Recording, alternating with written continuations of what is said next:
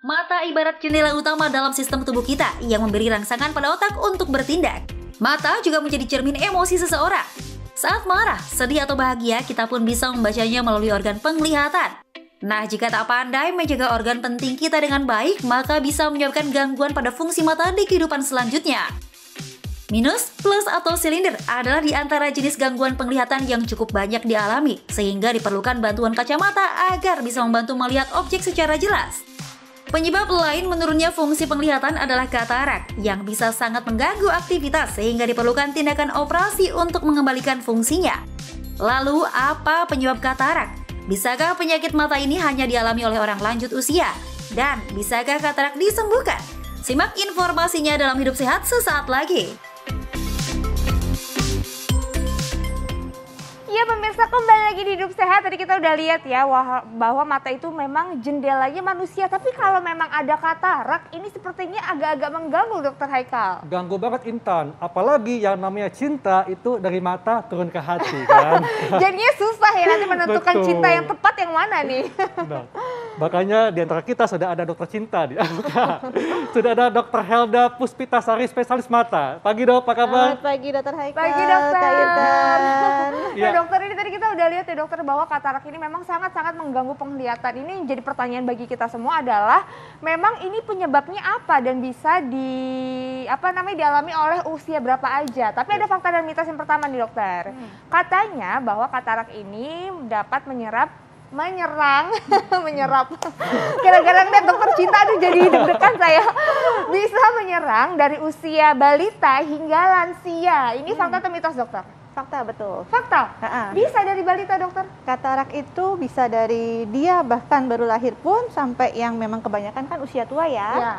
Itu Nah, sih. penyebab kalau untuk anak yang baru lahir atau balita itu apa dokter? Kalau dari anak baru lahir atau balita, jadi kalau anak baru lahir itu biasanya seringkali karena ada infeksi dari pada saat dia di kandungan. Bisa juga mungkin adanya kayak genetis bawaan, itu bisa. Kalau misalnya perkembangan berjalan pada saat anak mulai tumbuh, itu juga bisa. Mungkin dia ada riwayat infeksi sebelumnya, atau mungkin riwayat trauma. Ya. Dok, di layar ini ada animasi mata, Dok. Nah, ketika ada katarak, itu gangguannya di lensa kan, Dok ya? Dapat dijelaskan lebih lanjut, Dok? Silakan. Mungkin ada yang gambar. Mungkin gambar sebelumnya bisa diperlihatkan bola mata tadi. Gambar bola mata tadi ya? Nah, iya. Ini dokter? Iya. Jadi kan ini kan kornea ya. Iya. Kalau untuk yang kita cahaya masuk dari sini, nanti dia melewati optik kornea, melewati si lensa dan diterima oleh retina. Retina itu adalah lapisan saraf mata di belakang kornea, di belakang bola mata, di belakang lensa. Nah, jadi kalau katarak itu adalah kekeruhan pada lensa. Pada lensa. Seperti Katarak itu. apa kekeruhan pada lensa? Jadi Betul. itu permasalahannya ada di lensa aja?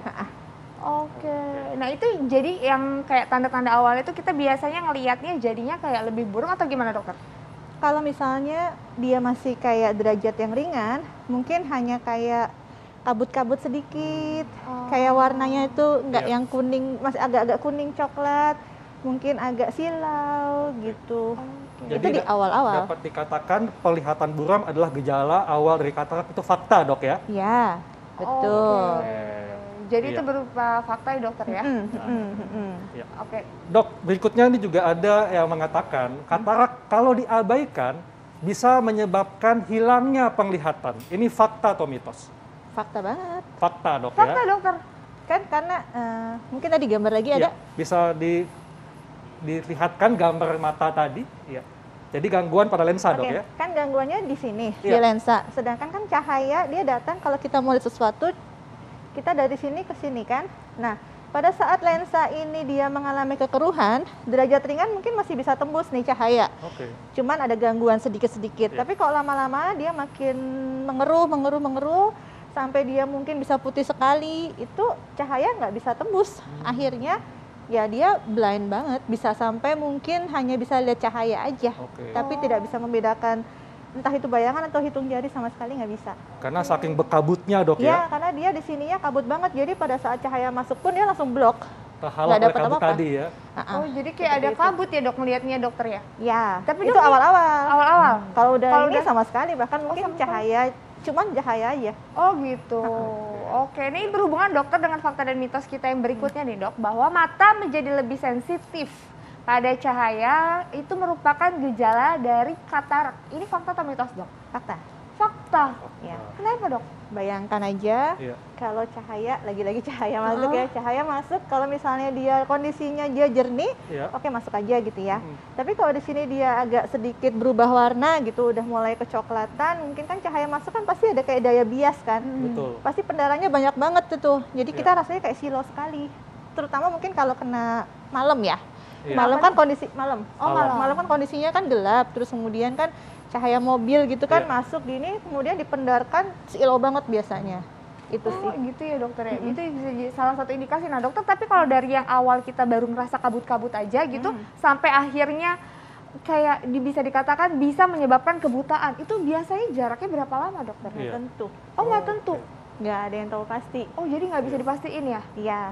Tergantung sih, kalau misalnya memang dia ada faktor resiko yang lain. Contoh, dia punya riwayat DM, paling sering tuh riwayat gula. Kalau dia ada riwayat gula, itu kalau gulanya up and down, nggak terkontrol, itu paling cepet dia. Progresifnya cepet banget itu. Lensanya dari yang tipis-tipis jadi tebel. Tapi bisa juga yang lain, misalnya dia ada riwayat sering paparan sinar matahari, merokok, atau mungkin penggunaan obat-obatan tertentu, itu lebih mempercepat juga tebelnya katarak. Oh, memang kayak pola hidup, terus juga balik lagi ke yang apa tadi, ada gula, diabetes, hipertensi, dan lain-lain, itu bisa pengaruh juga ke mata ya dokter? Pengaruh banget.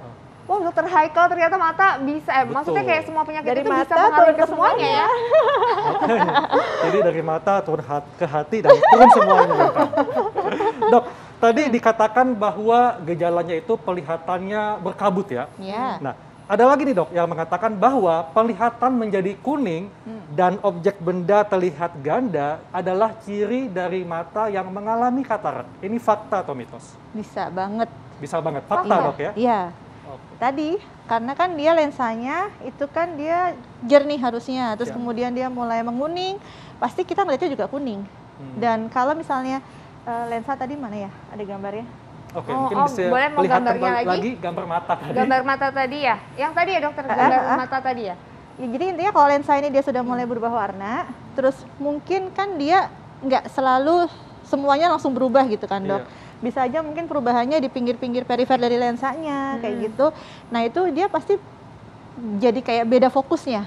Jadi ngelihatnya tuh nggak yang langsung satu fokus, tapi mungkin ada bayangan gitu. Dok, apakah ada dok kebiasaan yang mungkin dekat sekali dengan kita nih, yang bisa memicu, mempercepat terjadinya lensa menjadi keruh? Contohnya nih, misalnya kan kita nggak bisa lepas dari gadget nih, cahaya gadget, cahaya monitor komputer atau TV, apakah ini bisa berkontribusi untuk terjadinya lensa katarak? Kalau untuk cahaya radiasi seperti itu sebenarnya lebih ke kayak ultraviolet ya. Kalau untuk kayak gadget dan lain sebagainya sih, saya sih belum pernah baca itu bisa bikin untuk katarak ya. Cuman kalau dia emang ada faktor komorbidnya yang lain dalam tubuhnya sendiri, ada diabetes, hipertensi gitu, itu dia lebih mempercepat. Kalau untuk kayak cahaya mata sinar radiasi komputer itu sih enggak sih, enggak yang secara signifikan bikin itu, tapi lebih ke badinya dia sendiri. Oke, berarti ada juga kondisi tertentu yang bisa mempercepat seseorang ternyata memang terserang katarak atau rabun ya dokter ya. Nah dokter, ini ada fakta dan mitos yang berikutnya nih dokter, bahwa sering berganti-ganti ukuran lensa kacamata ini merupakan salah satu gejala katarak tahap ringan. Ini fakta atau mitos? Jangan dijawab dulu dokter. Pemirsa, nanti kita temukan jawabannya sesaat lagi, tetap di Hidup Sehat.